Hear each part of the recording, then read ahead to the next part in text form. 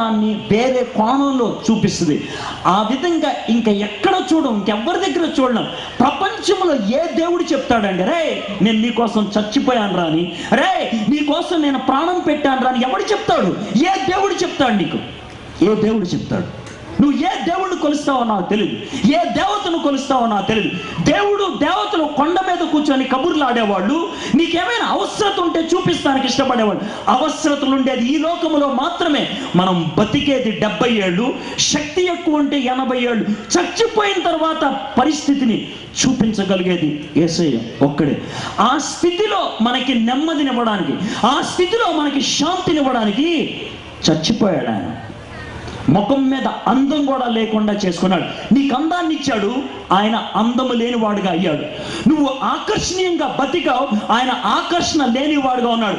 నీకు నెత్తి మీద ఫ్యాన్ ఉంది, తినడానికి ఫుడ్ ఉంది, ఎండ రాకుండా